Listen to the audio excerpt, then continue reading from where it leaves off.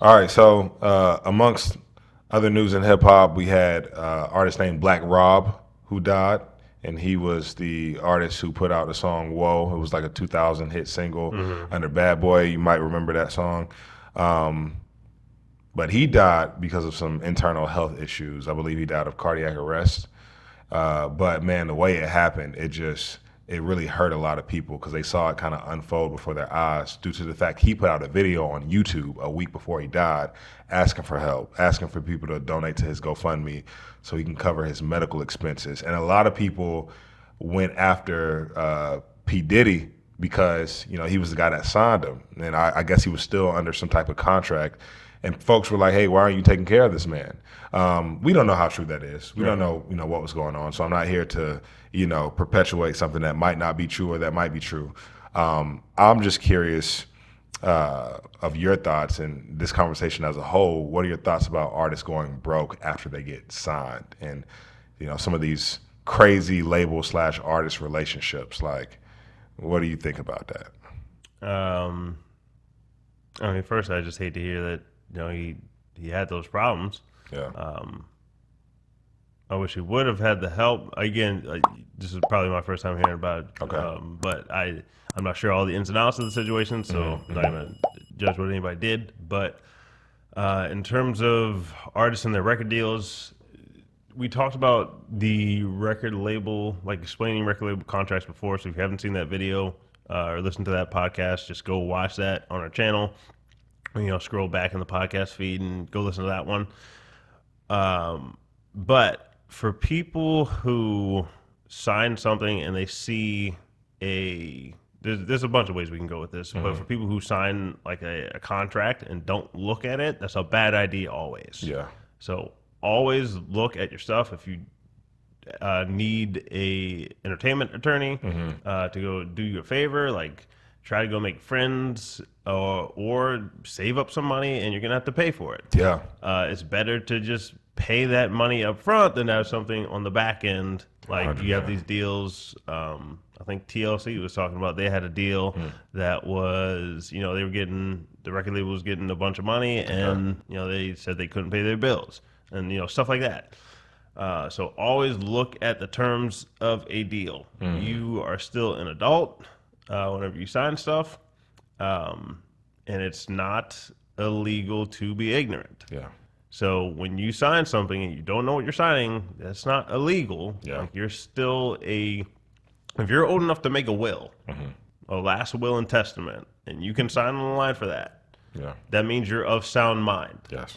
So if you're of sound mind when you enter into an agreement, then you can't blame somebody Yeah. for your ignorance, especially not today. Yeah. Like That's you could good. have made a bigger case for that in the year 2000, but as of today, you have too much access to information to be ignorant. That's right. That's right. So it's at a certain point, it is being lazy. Not to say that people's schooling doesn't have an effect on how quickly they learn. Yeah. But even if you didn't go to the best, elementary school, middle school, high school, college, all that stuff, even if you were in a terrible public schooling system, you still have the ability today to catch up. Yeah. Right? It might take you a little bit longer. That's fine. You go at your pace, but you have enough information online where you can get this and equip yourself just so you don't get taken advantage of. 100%. Not so you have to be a lawyer overnight, but you have to know at least know enough to know, hey, I don't sign this just because this record label says here's this deal. Right. Like if I don't know these terms, I'm just gonna wait. It's okay to wait. It's okay to be patient. Like a better opportunity might come down the line if they say, "Oh, you have to sign this today, or we're going to pull the deal." Yeah. Okay, then that wasn't a good deal anyway. Facts.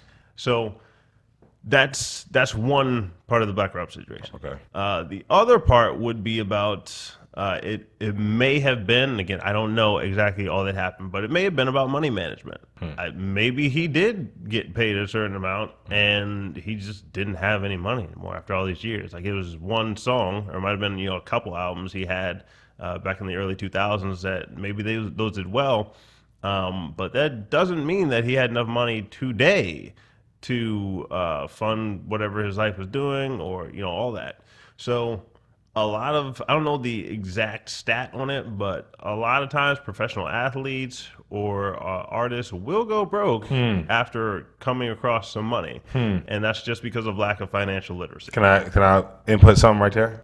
So a lot of us want to become wealthy. We want to become, millionaires, billionaires, whatever it may be. But I forgot what I was listening to the other day. But a good point was made. Some of us expect to kind of stumble on that money, and I would say in this day and age, you can stumble on $1 million. You know what I'm saying? A lot of people. There's more people doing that nowadays than ever before. I'll say that. But in order to become a multimillionaire, you have to have some degree of good, wise money management. You have to be skilled in that a bit in order to your chances. I'll put it as a deca. Like usually deca millionaires or beyond, because a lot of the football or basketball or whatever players, you can make millions of dollars or sometimes tens of millions, and you can definitely blow it. Yeah, like, there was a situation with Adrian Peterson where he just didn't have any money. Yeah, like you blow your money at a certain point. I was listening to what was it, Earn Your Leisure, another podcast. Shout out to those guys. Fat Joe was on there, and he blew all his money one time. Like Will Smith did the same thing earlier in his career. Blow all your money. Yeah, like if you're not theoretically, this business could just go out of existence tomorrow if I just decide I want to blow all of our money.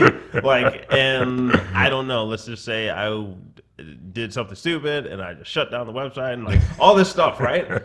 In theory, it could just be broke tomorrow if you're just not paying attention. Mm-hmm. So there's plenty of education out there on financial literacy. Yeah. And back to the record deals thing.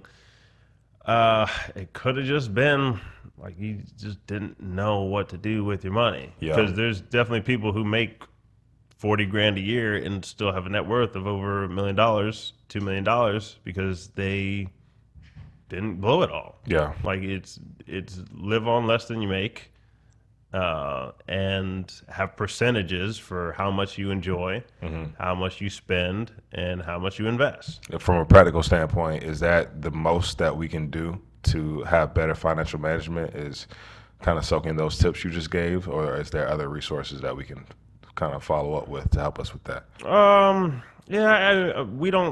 I guess we don't do financial literacy as much. Like we do marketing literacy more so. But if you're just talking about personal finance, there's a bunch of different shows. Like we're not going to be able to tell you all of it in 5 minutes here, but